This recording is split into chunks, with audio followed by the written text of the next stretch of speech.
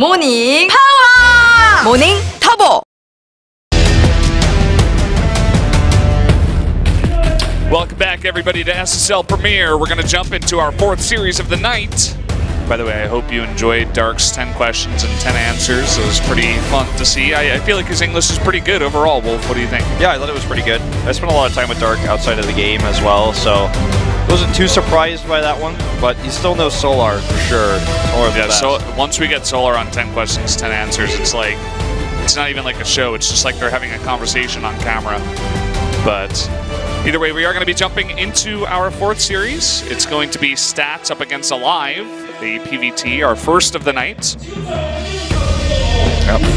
aLive really has made a name for himself in Legacy of the Void. You know, as Artosis said a long time ago at the GSL, I mean, he said this just a few days ago at GSL, of course, but it was a long time ago when aLive won an IPL, and some of these players have won Star Leagues. You know, Stats finally, it took him a long time to do it, but he's now a GSL champion. And aLive has never really been a top-tier player in Korea, but I feel like right now is the best he's ever played his entire career, even better than when he was an IPL champion in 2012. That was 5 years ago. And now he's looking to take a title here. He had a bit of a rough start to this one. He also had that throwaway game when he played in the Ting Open, which he also didn't win, so that's definitely going to be a sting on his record. Still wants to make playoffs. This is not going to be an easy series for him, though. It's his worst matchup. Yeah. Really wanted to force Frost to come out here. We'll be seeing that in the second match. But first, we go into Newkirk Precinct for game number 1. Stats, 김대영. aLive, 한희석.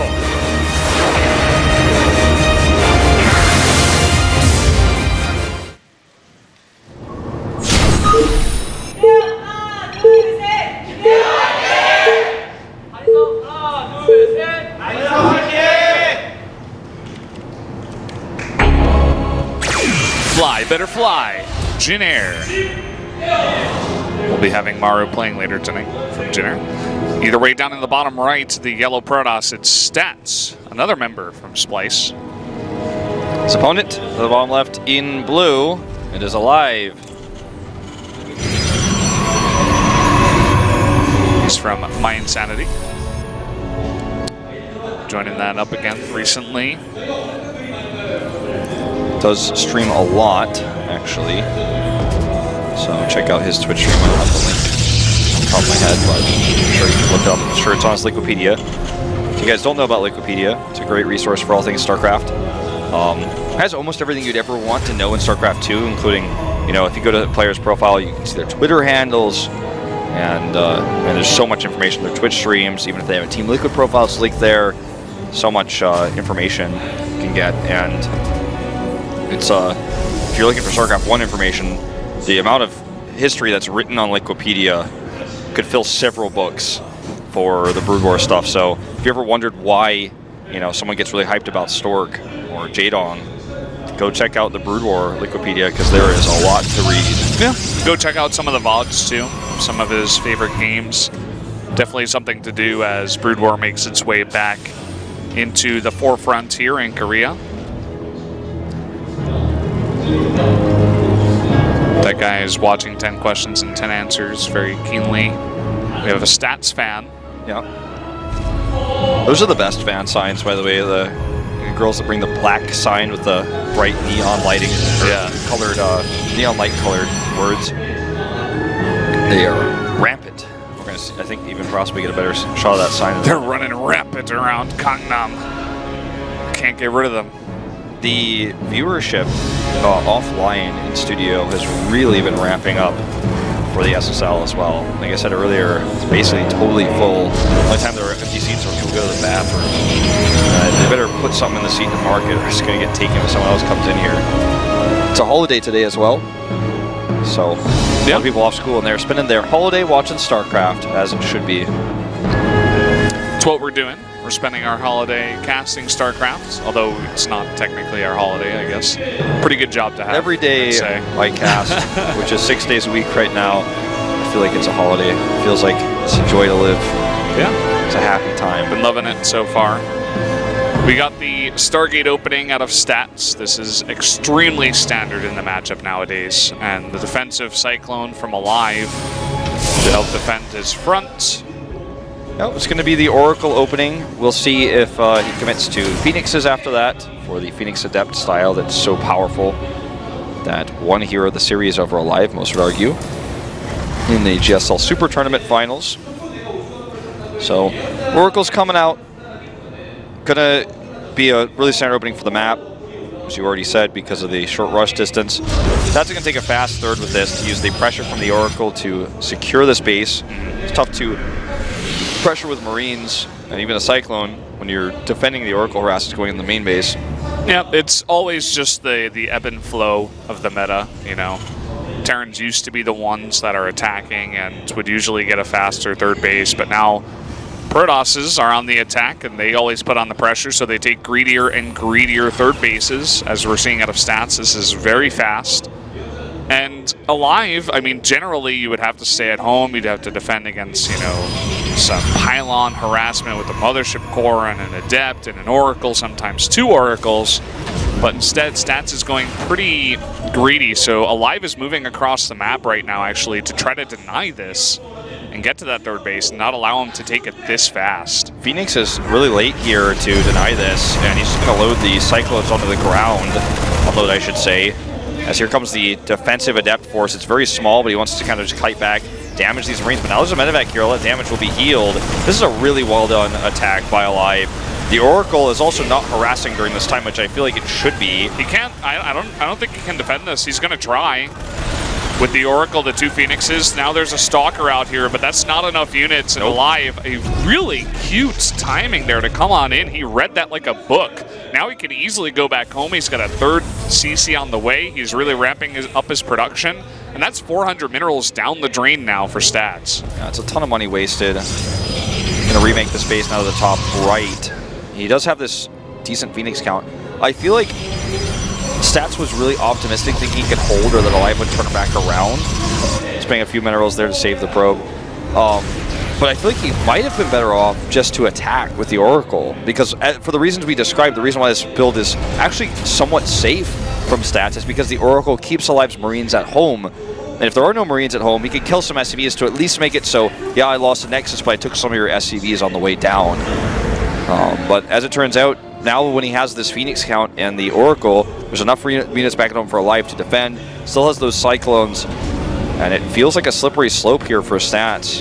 You know, his entire build really shut down, and now aLive has a 3rd CC. Stim, Combat Shields 1-1 on the way. And he's got a pretty tight lead in this first map, Newkirk Precinct. The only thing that is delayed is the amount of workers that he has. He's making 3 workers at a time now to try to catch up. Seems like Stats spent a lot of chrono boost on getting a really nice economy. He just wanted to get a very good lead with that Nexus, but he still has the high amount of probes. So as aLive matches that amount of workers, he will actually move ahead in supply with the small lead that he's gained. Oh, I thought he was going up to try to deny the Cyclone drop. I was like, he's crazy. How does he know? Like, I was like, there is no way he knows this is coming. Well, he like tags the front and sees that there's no Cyclones. He's like, where did they go? Could be in the medevac for all he knows. I don't know if the tag actually tells you if there's Cyclones in there. I just don't know. I don't think so. I don't think it does, but anyway. He's got units there, and he's warping in more. He has seen it now, I think. Oh, maybe not, actually. The probe's just out of vision. He will see it now. Here comes the drop, just going to harass. Cyclones will kill probes very quickly. They have a crazy fast attack speed. Only gets the 1. Good reaction here by Stats. Second one comes over. This is going to be killed, though. Phoenixes are pretty good against drop play. That's why it's risky to drop more than just this. aLive is going for an attack right now, as we speak. Cyclone's trying to rejoin the army. Those 2 pylons are so key. He actually didn't kill this earlier. Got 4 kills now. Is cleaned up. Adept Phoenix, will it be enough to stop this army? I think it will. I think aLive needs to be careful about committing this much to the attack. Widow Mines are going to be his best asset right now. He needs to make sure they don't get lifted. It's tough to do, but if they can get good shots off on the Phoenixes, that's how he's going to win the fights. He decides to back off, though, and he can now move his 3rd CC down here, land it at a missile turret, and put the SCVs in. 2-2 already on the way. He's hitting this really crisp with the upgrade timings. Adding additional barracks now. He's going to have a very large army soon. And if I'm not mistaken, did get glaives, right? Yeah, he got the glaive upgrade. That is complete. So Stats kind of has all the tools he needs except upgrades. Yeah, I mean, when you're going for Phoenix Adept, definitely one of the upgrades you want to get is the Resonating Glaives. And I mean, this is a kind of style that Protosses have been playing a lot recently. I think aLive should be pretty comfortable to fight against this. As you mentioned before, TVP isn't necessarily his best matchup, but he seems to be making a very good composition so far. Lots of Widow Mines. No Ghost Academy just yet. Maybe just wants to wait until he gets a stronger economy and then maybe go for it. The Ghosts are pretty nice for just the blanket EMPs and dealing with the Adepts. And there it is, as I say, a Ghost Academy on the way. So seems like aLive has a good idea of what's going on. He got a pretty good lead from that Nexus snipe. And from there, I mean, he didn't overcommit. He knows he can't really get too much drop pressure with that many Phoenixes out on the map. He's just getting a very strong army with the lead that he already has. And then he's just going to go for one big push and say, well, Stats, I hope you're ready, because here I come. Yeah, he's going to have a full set of upgrades ahead. It's actually moving across the map for that. He's coming with the 2-2 is actually fairly close to finishing. About 80-90% done.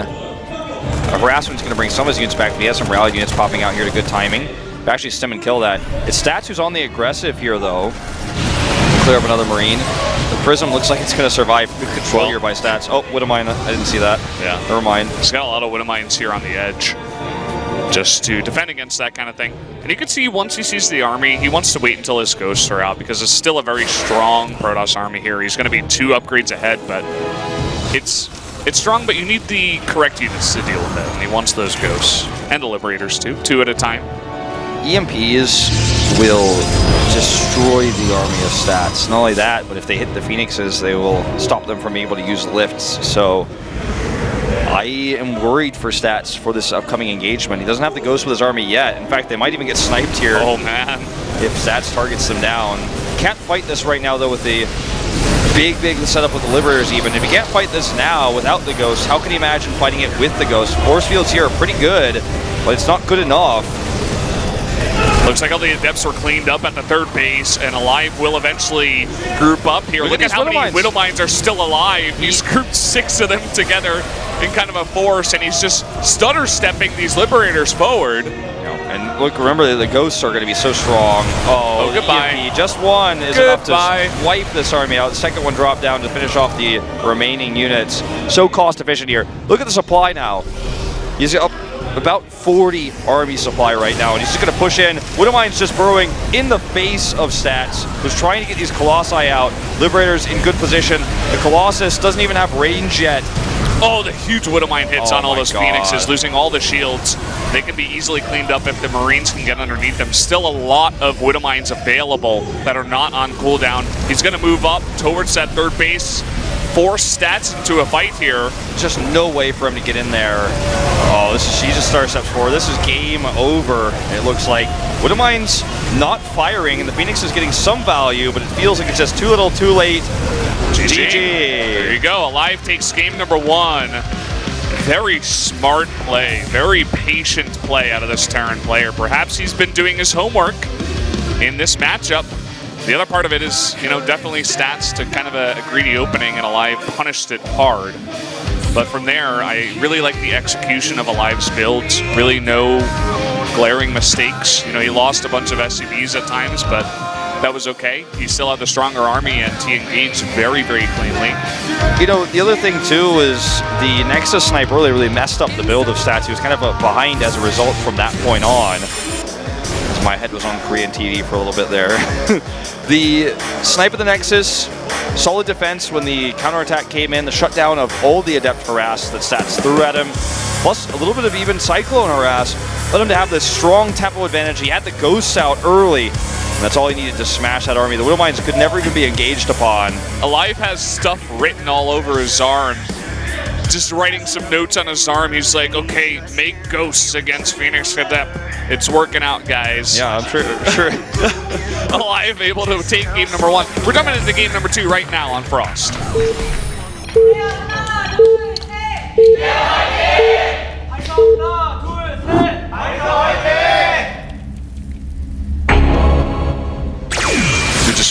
blue right into this game. That we did. Down here in the bottom right, the yellow Protoss needs to win 2 in a row to take the series. It's Stats. Down to the bottom left in blue, it is aLive, up 1-0. I think that's actually a tattoo on his arm. He's been getting a few of them. I think actually it was explained once what the first tattoo is. I think it's supposed to be a chain. Like he's chained to his keyboard because he's a pro gamer, that's his life. And then the other one is some quote. I don't know what it is. It's like, I think it's something like along the lines of what you were saying earlier, build Ghost to kill Adept. It's a famous quote said by Brendan Valdez in 2017. Yeah. It's going to be a CC first on Frost. As you mentioned, this is aLive's highest prioritized map pick, so it gets in the pool no matter what. We're not going to Abyssal or Daybreak, his other 2 maps, but he gets the Frost in. And this 4-player map, let's see if he gets away with the CC first. Stats is going to sound an early scout. I think the 4-player map is a little bit fishy for him here. He's like, why are you playing on Frost? He's like, why are we playing on Frost anyway? It's the same question the fans are asking. He's like, wait a minute. Why is this in the map pool? Am I in a time warp right now? Like, nobody seems to know. Well, the players did vote on the maps. That's how they got in, but Wolf's got the answer. I just, I was surprised myself. Everyone knows I've told stories, I've sung ballads, I've written essays and posts about how I don't like 4-player maps and particularly do not like Frost, but it's in the pool and it's just how it's going to be. It's a really balanced map. You know, it's a 4-player map, which definitely has its drawbacks, but when you just look at the numbers, this map has been played on so many times that the numbers are significant, and across the board, it's definitely, I think it's at least top 5 most balanced maps, if not top 3. So the pros look at that, they're like, okay, this is fair. I think it should be in the pool, and I think that's part of the reason why. But either way, we do have it here. We are on it now. This is our reality. And this is a very important series for both of these players, by the way. They're both currently 3-3 in SSL Premier. I think Stats, struggling to find this paper right now, just bear with me. Stats is ahead of aLive by 3 indicator points because he's 9-7 compared to the 7-8 in terms of map score of aLive. But both of these players are 3-3, so the winner will become 4-3, whereas the loser goes down. Sniped. What just happened? I was looking at the paper. Well, I'll play it back to you. The probe went in for the scout. aLive microed his Marine, but still wasn't able to kill the probe. But when the probe got by, even though he saw the CC already, the SCV predicted the probe's pathing because it was 1 shot away from death, including an SCV. Yeah, he spanked him, or just drilled him with his fusion cutter. But this is some very light pressure. This is basically Brood War-esque what we're watching right now. It's like, okay, 1 Adept, you went for the fast CC, or is your bunker ready yet? I'm going to poke you a little bit. Just like when you see Dragoons come out and then Dragoon range and Brood War, you just kind of come out and it's okay, you went for a greedy opening. I have this 1 tiny tool to poke you and I'm going to use it. The Oracle is the next tool, the next step in the equation, but look at the production tab. aLive has a turret on the way. Yeah. The other tool that Stats is using is another very fast third base. On a map like this, it's not Newkirk Precinct, where the third base is close to your opponent and you're going to get over there. It's actually very far away from aLive this time, and he's not going to find that timing to get over there and punish it, I don't believe.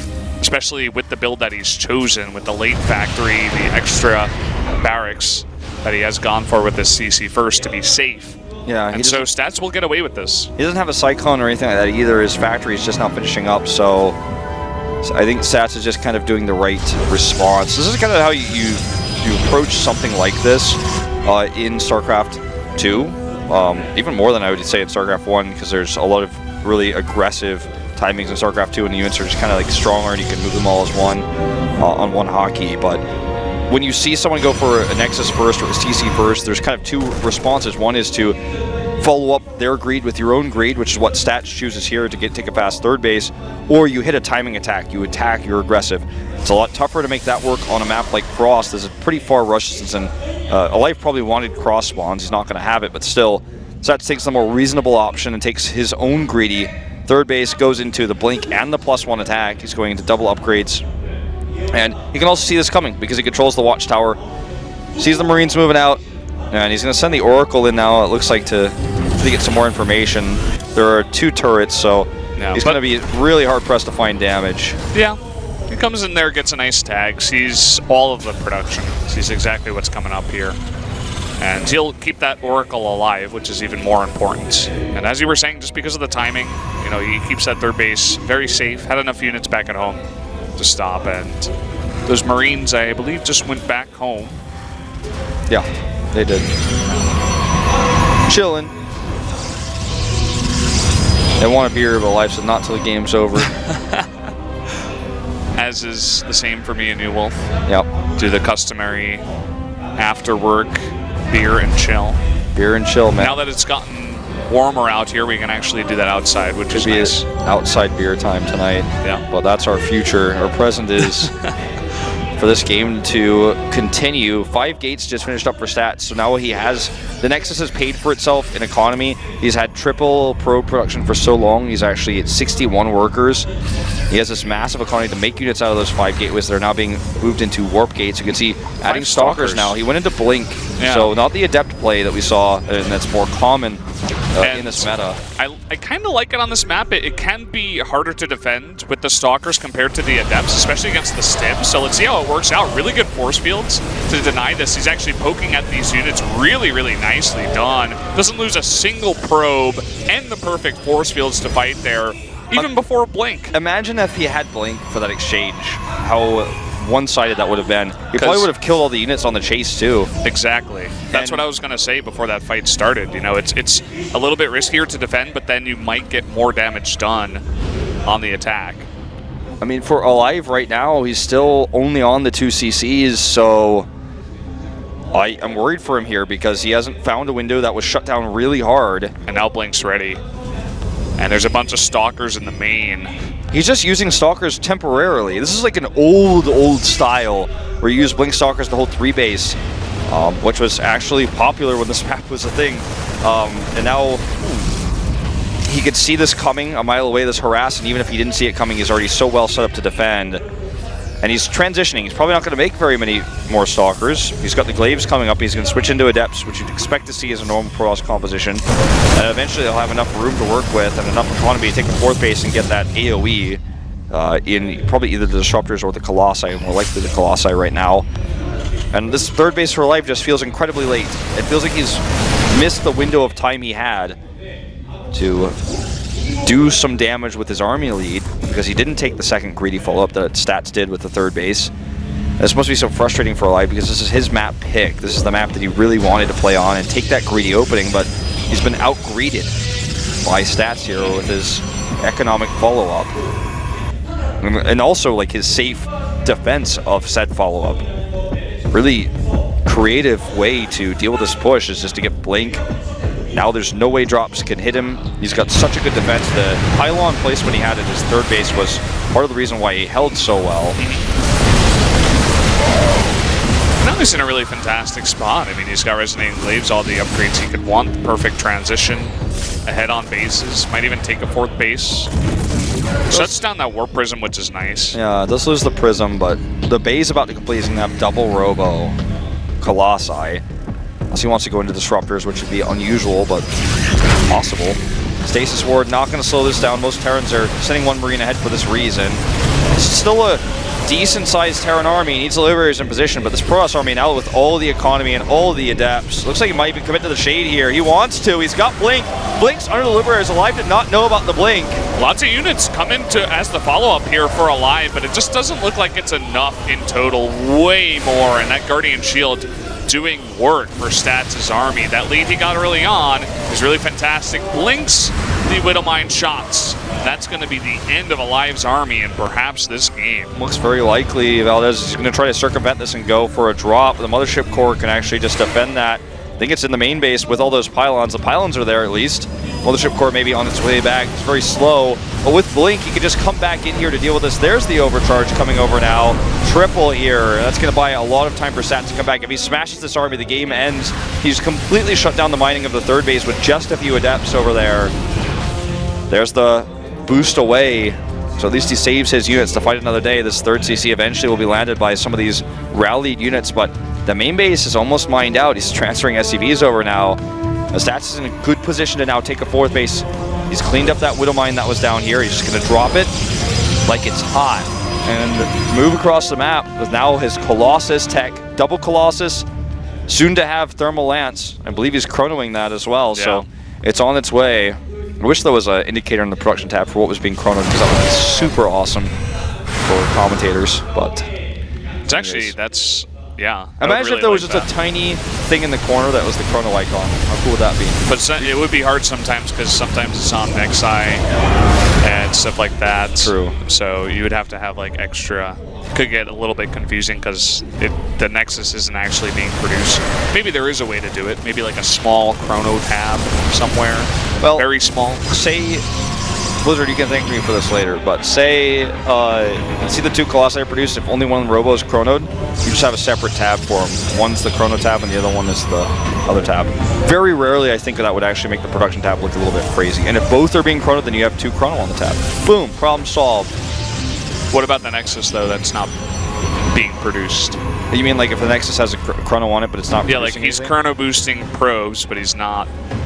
Then the probe is on the production tab. What if the probe is not being produced? Then it just doesn't show up. That's fine. Just as long as it shows what's being chronoed, because then we'll know. But how then many... we won't know if he's being inefficient with his chrono. Well, we will know because we know how many Nexi he has, and we'll know how many chronos are in the production tab. But we won't know what's being chronoed. True. What's being inefficiently chronoed? Anyway, I think you're overcomplicating as well. Anyway. I think it's a perfect solution. There's no problems with my suggestion whatsoever. And if it's not in a patch next week, I am going to tweet about it. All right, here we go. Here's the attack. aLive is so behind. He has a tiny puny army, but he does have this nice defensive angle here with the Liberators. And he's going to try to pull this off. I think Stats' army is just so massive at this point. Good blink there to get the perfect angle to pick off a Liberator and avoid disruptor shots. This is just too much of an army. Vikings doing what they can here, but the Frost army is too massive, doubling the army supply now of aLive. Yeah, he's going to get squished like a bug. He's trying to do some harass, but no GG. Can do. Stats is going to take game number 2. We're going on to another game number 3. We've had a lot of these today. Game's not disappointing tonight. So, the Splice players. We're going to Overgrowth. Well. Yeah. That they are, at least in the second game here for Stats. Overgrowth, a smaller map, and actually the map choice of Stats because he's been using this Phoenix Adept style, which gives you a lot of room to work with in terms of attacking and hitting timings. And Stats' aggressive Adept style is super strong on a map that has a smaller rush distance, just like this one. That's why aLive picked Frost to do his greedy opening, but Stats just had one step ahead of him, the answer in terms of economy. Yeah, so we're going to be jumping into game number 3 here on Overgrowth in just a second. Once again, a very good series, guys. Go out there and tell your friends this is on. Building up the viewers from week to week. It's been looking good so far. Make sure everybody knows about these games. Let's jump into game number 3 right now. Stats versus aLive.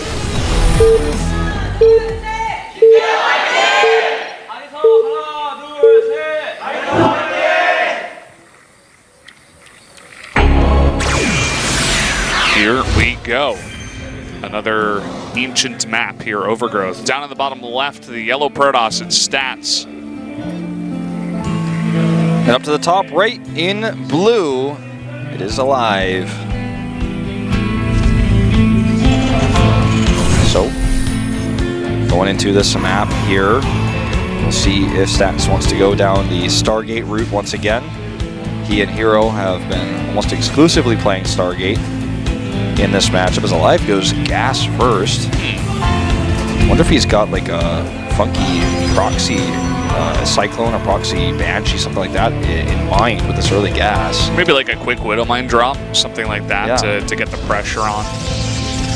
But it's got to be pretty quick, you know, because especially with all the Stargate openings, you don't want to get found out and then just get destroyed by the Oracle that can burst it down before it burrows, or by a Phoenix that can just lift it.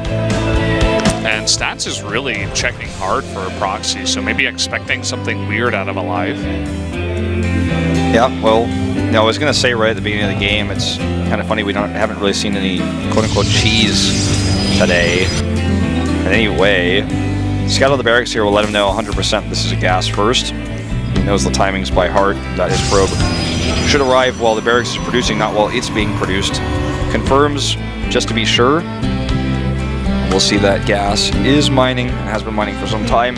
And with the late barracks, could actually delay the CC here. Ooh. Oh, messes it up though. Either that or I guess aLive put it 1 hex down, which was actually pretty crafty. Still got to lift it, but it only delays by like 3 seconds, so not a big deal. After all, we do have this factory coming out. So I'm very curious to see what aLive has planned with that gas. He's not sending any SCVs across the map or anything like that, so it's definitely not a proxy, but... Second gas taken too. Could be Cloak Banshees, it could be second factory comes up, we see some sort of Cyclone timing. Remember those old Gumiho-esque Cyclone timings? We could see something similar to that. Would not shock me in the slightest if that was the case. And Stats making that Stargate, everything looking normal on his side, but actually the Reaper sneaks up into the main, and this is totally unscouted by Stats. So aLive should get a pretty good scout. Looks like it's going to be the Widowmine drop that you described earlier. You will see the Stargate, and Stats not paying attention. Loses a probe. Oh, he goes too far though and gets surrounded. Good response by Stats. Most important thing is the Stargate. The only worrisome thing for aLive is, what if he cancels it? What if he pulls a tasteless? No, it's still there. Still there, and he knows that if it were canceled, he'd be massively ahead. So, just going to respond at home. The Oracle can detect the Widowmines, and it's going to put some pressure on aLive, who doesn't have an engineering bay.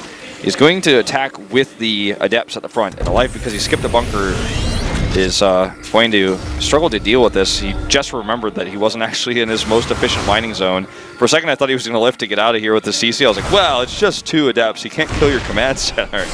But he can kill these Marines. Not necessarily 6, though. aLive is struggling a little bit as these Adepts get into the open main, and they're getting a lot of damage done, actually. 4 kills in total. This is a good answer to the gas first. And now, look, he can't have his Marines everywhere at once. Where are the Widowmines? That's my question for this. There was one at the front, but nothing it's still here. There. There's still one on the ramp. He didn't make any more either. It doesn't seem like. Am I wrong? He's got 2. Where's the second one? Let me see. One there at the ramp. Can't actually see where the other one is. I don't even know where it is. Oh, it's on like the edge below, of the main base. Yeah, you can see below it the ramp. You can see it on the mini-map. It's like on the left side of the main base on this map. Kind of looks like, with this vision, looks like a Reaper mask or something, but it's on the bottom left side. But it kind of looks like a Reaper mask. Yeah, there it is. So, showing that. Those 2 Widowmines were kind of useless throughout the entirety of that harass. I mean, that was 7 SCVs in damage. This is the scary part, though. There's going to be a Cyclone with this push. It's pretty quick. It's going to fly across the map, and he used a lot to commit to this harass, but he lost his Adepts. And aLive has this really strong push. Stats is now trying to take a 3rd base and get a Forge and a Twilight Council with 3 Stalkers, now 4 Stalkers and 2 Oracles. It's going to be tough to hold the counterattack that aLive's bringing across the map, and I don't think Stats is really respecting this properly. He's going to miss it too. They're going to pass in the night. This is going to definitely benefit aLive. There is the Mothership Core, though, back there, and the overcharge will delay this for another warp in that he really needs. Ooh, but look at this drop in the main base. That's definitely one way to really draw the attention away from Stats to maximize the value of these Widowmines. He should realize this. He's not. He's not paying attention. It's too late. The last second splits. It's not enough. 9 probes and damage. But he cleans up a lot of these Marines. So the pressure on his 3rd base is relieved, and he will have triple probe production still with all that extra chrono boost the 3 next side provide. If we're going to pick off more Marines here without even having the Blink, Blink is going to be effective for the same reason it was on Frost, and +1 attack as well coming out here, just like the previous game. This is looking pretty terrifying for Stats. Even though that worker damage was pretty immense, he's still up 14, 16 workers. And now he's got the larger army to poke this down. aLive is in trouble. Yeah, his bunker is not completed. Will eventually complete, but he's just trying to pick off these units. Look at this micro here from Stats. Really well done. Even without the Blink, almost as if he doesn't need it. The bunker does complete, but as you mentioned before, aLive is just, okay, that's a sacrificial Stalker. But yeah, aLive is super far behind now. No sign of a 3rd base. He's desperately trying to get more damage done with these Widowmines. there's the third base. That's column A, and column B, or exhibit B, is he doesn't even have stim. He can't pressure anywhere on the map. The only pressure he's been putting onto these Widowmine drops, which with all the defense up for stats now and soon to be Blink, there's no way he's going to be able to get a good Widowmine hit again. And even if he did, it wouldn't, unless he got 20 workers, it wouldn't even up the worker count. So he's really desperate now to just kind of hurdle up here, eventually take a third base, and find some damage. It's going to take a miracle for him to come back in this game. He starts the third CC now. He's going to go for a big drop. Maybe he gets a really good efficient trade in the main base, empowers some buildings. But without stim, this drop just still feels like it's not that powerful. Plus the blink I mentioned.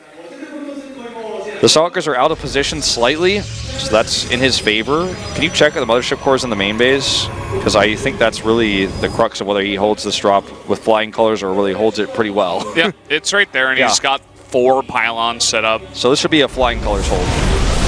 Well, he's going to double overcharge. The 2 other pylons weren't ready. Oracle's coming back here. Just tag the army to reveal the Widowmines immediately. Gonna lose that robotics facility.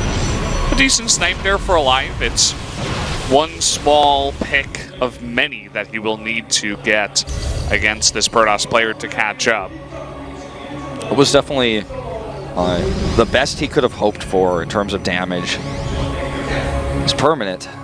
And I'm not actually sure, I know I'm making you my observer PC slave, but can you check to see if there's an observer out or if it's got sniped beforehand? He's got none. Okay, so that's actually quite critical because it makes the Widowmines a lot more difficult to deal with. He has to tag them. 2 oracles is the answer. Yeah, but you know, if they're not there or if he misses the tag or something like that, it's just annoying to deal with those with oracles alone. This is a nice spot on the Warp Prism with the Viking to shut that down. He does see the army coming over here, though, and sets up for the defense. aLive needs to get out of here. With Blink, it's tough to actually escape. But the Blink came down just a little bit too soon. He gets the boost away. There's a tag, but this is what I'm talking about. With an observer here, he easily cleans this. He has to drop another tag down, and he's running low on mana now for those. These medevacs in an awkward spot. He's trying to keep the army of stats over there watching those 2 medevacs, but Stats very aware of the army that has moved across the map. Just Stats feels impervious right now because he has Blink, he has Oracles. I mean, he's missing the Robos, but he's remaking them now, and we'll have double Robo Colossi in a second. And all this time, with a better economy, he's now doubling the size of aLive's army. He's going to have +2 very soon. aLive has just tried to find damage. He's done everything he possibly could, and the best he could get was a Robo, and that's it. And so, the economy never touched by aLive. Stats has just built this amazing force. He's going to have an observer now, too, so it's going to be even easier to deal with those Widowmines. He doesn't even have to attack aLive right now. He doesn't even need to. He can pressure him, he can poke him, but he's not going to hard engage until he has 4 Colossi in range. Look at the army, he's almost maxed out. He can't even build 4 Colossi without trading units. So he's going to start trading a little bit. Yeah, it looks like he wants to pressure too. I think he has a pretty good idea just looking at the army of aLive saying, okay, I'm really far ahead.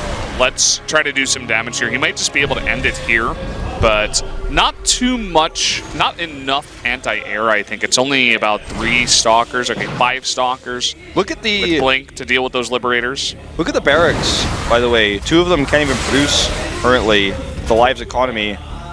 The Korean commentator is pointing that out. You know, he just doesn't have the economy to support all these barracks yet. He's almost there. This Adept gets shut down. Shuts down a little bit of mine time. I actually like the addition of a sensor tower. When you're this far behind, you have to take every precaution. Drastic times call for drastic measures. 2 Colossi out. The next 2 are going to come out in a moment here. He actually doesn't have enough to make the 4th. Like I was saying earlier, makes a Stalker instead, and now he's maxed. So this harass continues and just wants to wait for the Colossi with range. Again, there's no reason to take a direct engagement until they are ready. This does give aLive, however, time to build up his Viking count. He's got double Starport Viking, +1 attack actually on the way for those. The armor that's already on the Colossi is going to be quite helpful against it because it applies twice to Viking rockets. And you know, I don't want to see an SOS here where he gets a gigantic lead and he decides, okay, I'm not going to attack you until I have the perfect army, and then Dark finds a timing and kills him anyway. But Stats is actually adding a Templar Archives. I think, as you were saying, he wants to attack here with the 4 Colossi. but needs to group that up and actually go for the attack first. It looks like aLive is actually moving out, wanting to do a bit of damage. One Viking isn't going to be enough to stop this. Might kill the Warp Prism. Killing the Widowmine here, going to catch a Liberator, small pickoffs. aLive just doesn't have a large enough army to deal with this pressure. It's on half of his mining base. And that, Stats has a 4th base now. aLive is doing this perfectly though, because what he has realized very quickly is his only way into this game is not the harassment against this impervious defense from Stats, but it's actually a win max versus max, because if he wipes out the Protoss army just once, gets an amazing fight with some EMPs, if Stats just keeps playing this passively like you were saying, if he wins the max versus max because there's a cap of supply in StarCraft 2, that's how he wins the game. He has to just turtle until he's maxed to get that max versus max. You can do that on 3 bases. So he's just trying to delay, and he's like, okay, I'm gonna have some EMPs, and if I out-micro you in the fight, I can still win this, despite being behind for so long. He's almost there, you know? He's about to have 3 ghosts popping out. He has a big number of Vikings already, 13. That's almost too much against the 4 Colossi that we do see.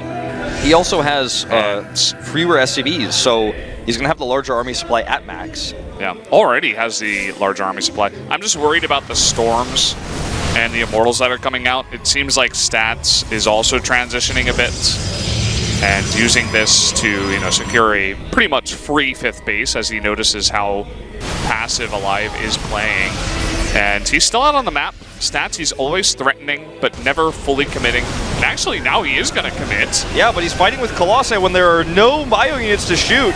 A terrible engage for Stats. EMP goes down. This is exactly how aLive comes back into this game. It is literally this. It is literally this. This is exactly what we waited for. And it looks like he might be able to do it. A very close fight. But this is exactly how this game goes his way. He's like, I hope he mess up in the fight. I hope I micro better than him with a maxed out army, and then I win. And that is exactly what just happened. Now Stats still has the better bank. He's remaxing as quickly as he can. The game is not over, but this is his ticket back into the game. Even with those really nice Storms, they were almost too late. They weren't there at the beginning of the fight. And now aLive really needs to heal up that army, but you can see the army supply still in favor of aLive, and he took out so many expensive units. Now his economy is pretty crap right now. He's got 36 workers. He has only 3 orbitals. He had to float his main to the 4th, but he needs pressure now after winning that fight. Exactly. He needs to take this window of time where he has the larger army, which is a very tiny window, and eliminate that economy disadvantage. Taking out Nexi would be nice. Getting probes, which he will do both, it looks like in this exchange, would be amazing for him. He tried to actually snipe some Templar earlier to no avail. Gets the Nexus and gets out. Didn't pull an SOS in that regard. But we'll see if he could actually take a fight after this. His 3rd base is in tatters, by the way, not shown by our observer, but Adepts are eliminating the mining here. aLive, he's struggling now with his multitasking. He's building nothing, even though he does have that big bank. And finally does make those units. Decides to commit to the Ghost, too. Yeah. You can see that Stats is catching up once again, and that base, the 3rd base of aLive isn't mining. The natural of his is almost out of minerals. And now he's running great, Ghosts. But this army is too small. Yeah. Where's the rest of it? Looks like it's going for a counterattack right now. He wanted to hit the EMPs on the Templar. Sadly, I think just micro too far forward there. Dealing with DTs now even. Very few orbitals, very few scans, with an economy that's already weakened. He will eventually lose it. GG. Stats takes the series 2-1. Very, very terrifying control mistake there with the Colossi. Yeah, it was looking scary there for a bit, but that would definitely freak out any Splice fans at home. No doubt his manager's watching like, whew, close call there, but he had the lead throughout the entire game. Didn't make any mistakes, barring the one control. Had to transition to Storm. Even though aLive made so many Vikings, they didn't end up being massively useful once the Storm started to rain down. And even trading even was a win for Stats because he had the economy to back up further warp-ins. He had the aggressive harass as well with the Adepts. aLive played a really good series, and it's games like that even though he was pretty crushed in Game 3, to me, that's the type of game where I look at a player and go, mad respect. Same with Dark, having that defensive comeback against SOS. It's like, you were massively dead, and you did everything you could, and you knew the game would possibly be decided by chance, but you did everything right to survive against incredible circumstances. And he eventually died in the end, but he had one chance. He had that one setup with the control mistake. He was waiting for something like that. Dark had his chance. He won the game over SOS. It's moments like that that really impress me from pro gamers. Yeah. Stats plays the better series, though, and he wins it 3-2. Good tenacity by aLive to stick in that one for as long as possible. Give himself the best chance. But it didn't quite work out, and that means he will fall down. Once again in TVP, we'll have to shore up that matchup eventually. Guys, we have one more series left. It is Maru versus Zest, another PVT. We'll see you in a couple of minutes.